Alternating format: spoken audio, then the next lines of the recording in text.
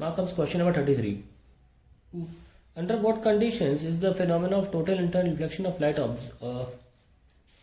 observed?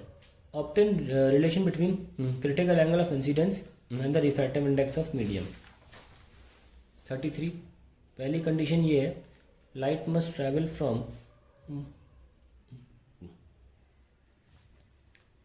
From denser to rarer medium. एक तो ये हो गया.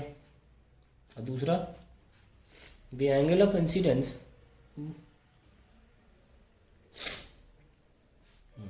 in optically denser medium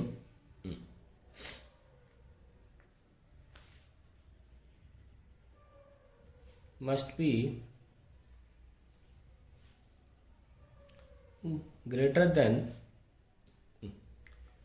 the critical angle of incidence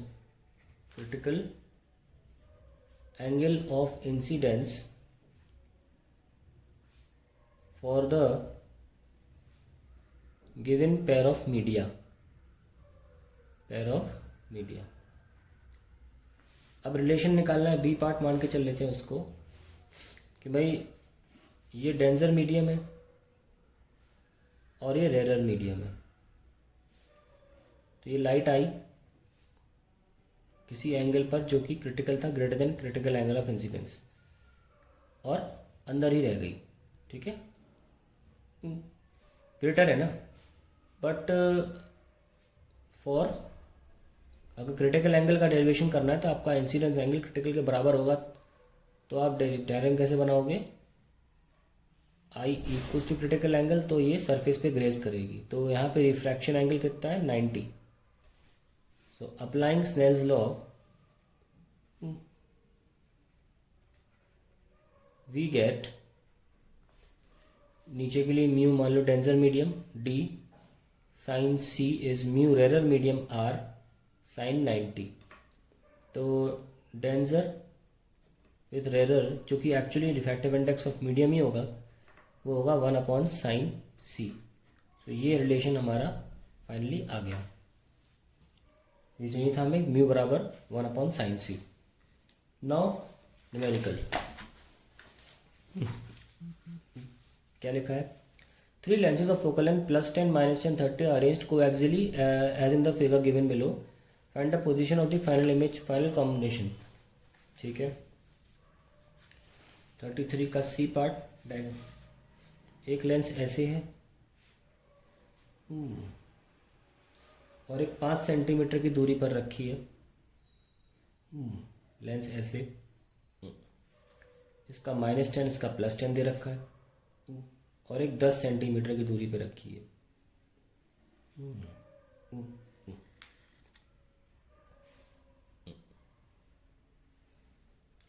और यहाँ 5 है और ये 30 है, तो काफ़ी दूर रखा है. थोड़ा अंदाजे से 6 गुना मान के बना लिया. और ऑब्जेक्ट यहाँ, तो पहले इसका एक्शन देख लेते हैं. मान लीजिए रेज आ रही, पॉइंट ऑब्जेक्ट है, तो कहाँ जाएंगी वो हमें इक्वेशन बताएगी. फॉर फर्स्ट लेंस ये 5 दे रखा है सेंटर तक, और ये 10 दे रखा है. For first lens 1/v + 1/u. मैं अलग तरीके से फॉलो करता हूँ कन्वेंशंस. ओके, तो मेरे फॉर्मूलेज हमेशा, चाहे मिरर हो चाहे लेंस हो, बीच में प्लस ही आता है. पहले बता दूँ, u मेरा हमेशा पॉजिटिव रहेगा और फॉर्मूला हमेशा प्लस रहेगा. ठीक है, तो आप अपने तरीके से कर लीजिए. कार्टेशियन से मैं किसी और तरीके से करता हूँ आपका, लेकिन मेरा आपका आंसर सेम आएगा. ठीक, चलिए. 10 हमें v निकालना है और u कितना हमारा 30 है. ये लीजिए, तो 1/10 - 1/30 1/v, 30 एलसीएम लिया. So we have 3 - 1, so v हो जाएगा 15 सेंटीमीटर. ओके, तो ये जो लाइट है ये कन्वर्ज होगी, पॉइंट पे बनाएगी 15 सेंटीमीटर दूर पर. 15 सेंटीमीटर तो इसका ऑप्टिकल सेंटर है लेंस 3 का, और रास्ते में और भी चीज़ें हैं, पर जहाँ तक लेंस नहीं वहाँ तक तो बनाओ. और उसके बाद ऐसा दिखाओ कि नहीं होती तो चली जाती है ना, ऐसे. अब आता है फॉर लेंस 2. तो नहीं होती तो चली जाती केस में ये डिस्टेंस जो होता है ये वर्चुअल ऑब्जेक्ट का रोल प्ले करता है फिर इस लेंस के लिए, ठीक है। So 1/f2 is equals to 1/v plus 1/u, इसकी -10 है और इसका वर्चुअल ऑब्जेक्ट की दूरी कितनी है 10, क्योंकि देखो यहाँ से लेकर यहाँ तक 10 है। वर्चुअल जो भी होता है मैं उसे नेगेटिव लेता हूँ और जो रियल होता है पॉजिटिव लेता हूँ, इसीलिए यू पॉजिटिव लेता हूँ क्योंकि रियल था। मैं ये कन्वेंशन फॉलो करता हूँ, उनको बोलते हैं real is positive sign convention.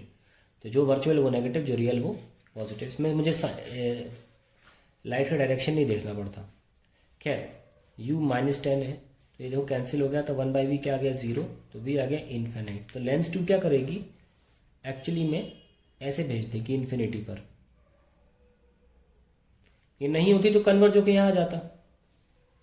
अब आता है लेंस 3, और lens 3 1/f3 is equals to 1/v plus 1/u। इसका फोकल लेंथ कितना है 30 है और हमें v निकालना है और इसका ऑब्जेक्ट डिस्टेंस इन्फिनिटी, क्योंकि पैरेलल आ रही तो इन्फिनिटी लेते हैं। सो 1/v इज 1/30 एंड v आ जाएगा प्लस का 30, ये लीजिए।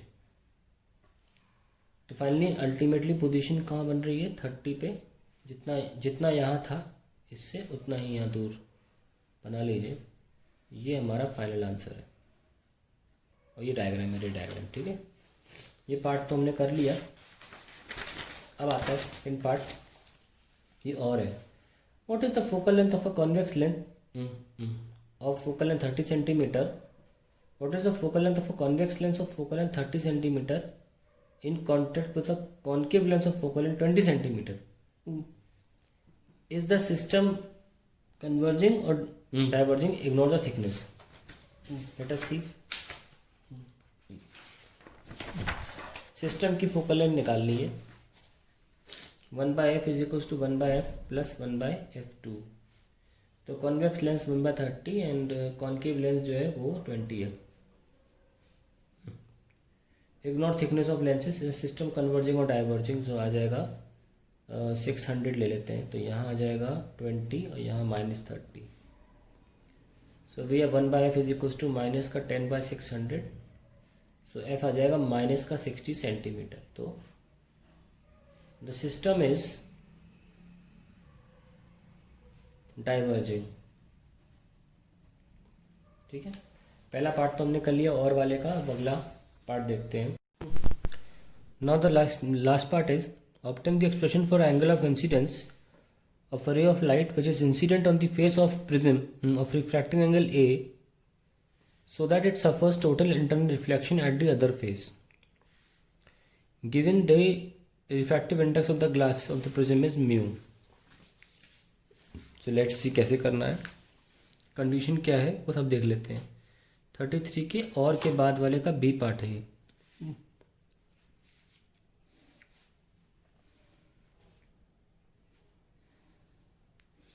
So suppose I have a ray of light coming like this and it falls like this, and suppose this is the critical angle and it grazes at critical angle. The question says the ray suffers total internal reflection. लेकिन यहाँ हम TIR नहीं करवा रहे हैं, यहाँ हम critical angle पे फॉल करवा रहे हैं। अगर हम किसी और एंगल पे फॉल कराएंगे जो सी से ज़्यादा होगा तो TIR हो जाएगा, पर वो सॉल्व नहीं कर पाएंगे आप, क्योंकि वो कोई भी एंगल हो सकता है ना, सी से ऊपर तो बहुत सारे एंगल हैं। तो ऐसे डेरिवेशंस में हम लिमिटिंग वैल्यू निकालेंगे, फिर बोल देंगे कि इससे ऊपर जो एंगल है वो आई है हमारा, ऐसे सॉल्व किया जाएगा।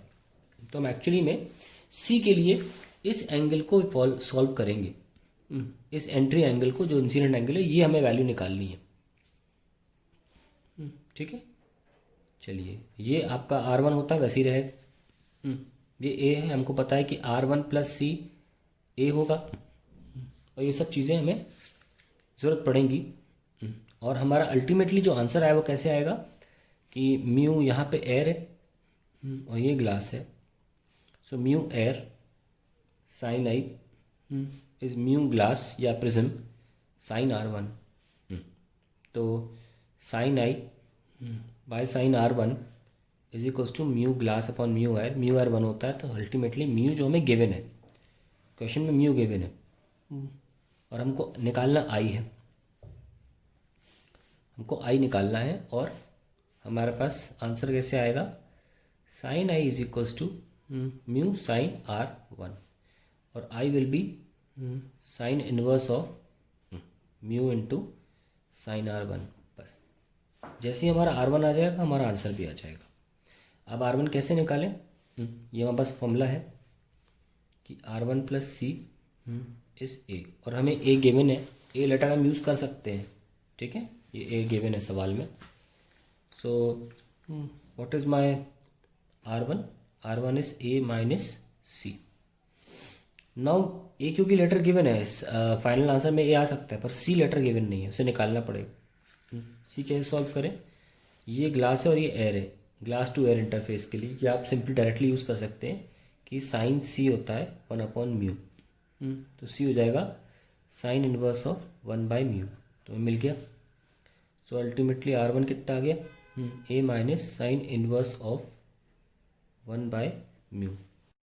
सो let's keep this R1 in this formula of I, जो कि हमें रिक्वायर्ड था, sine inverse of mu sine of A minus sine inverse of 1/म्यू, तो ये हमारा आंसर आ जाएगा। और ये this is the expression required. पर ये वो दौरान हुआ है, ये वो आई जिस पर क्रिटिकल एंगल फॉल होता है ट्रायंगल पे, हमारे सॉरी प्रिज्म पे।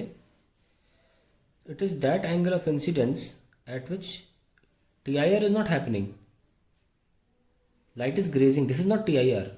Light is still on the other surface है। ये कहिए कि I इक्वल टू R नहीं है, यहाँ R90 है, ये कुछ और है, हमें तो TIR कराना है ना, तो this is not the answer they are asking for. तो हमें देखना पड़ेगा कि देखो ये तो क्रिटिकल एंगल था, इस पर लाइट गिरा दी हमने, उसके लिए ये एंगल है। This is the I, this is the I, that is angle of incidence, angle of incidence for which the ray falls at critical angle on the other surface, angle on other surface। अब हमें ये देखना पड़ेगा कि ये आई जो है ये इस वैल्यू से ज़्यादा होना चाहिए कि इस वैल्यू से कम होना चाहिए कि यहाँ पे TIR हो चाहिए। तो सी आप तभी TIR करा पाओगे जब, जैसे कि हमको पता है R1 प्लस सी जो है वो ए के बराबर। यहाँ पे जो एंगल है इट हैज़ टू इंक्रीज, है ना। यहाँ पे मान लेते हैं कि यहाँ पे कोई एंगल है, let x greater than C be the angle for which TIR takes place. तो भाई एक्स यहाँ पे जो भी एंगल होगा अब सी से बड़ा होना चाहिए, for which R has to become smaller. फॉर TIR R1 must be smaller. तो अब देखिए R1 डिपेंड किस पे कर रहा है, आई पे, किस इक्वेशन के तहत। अब स्नेजो लगा रहा हूँ यहाँ पे कि mu is equals to sine I upon sine R1। So sine R1 क्या हुआ, साइन आई बाय म्यू। अब म्यू तो फिक्स है, म्यू तो बदल नहीं सकते आप, तो आपको R1 छोटा चाहिए। Sine R1 proportional to sine I आ रहा है, R1 छोटा चाहिए तो आई भी छोटा होना चाहिए। हेंस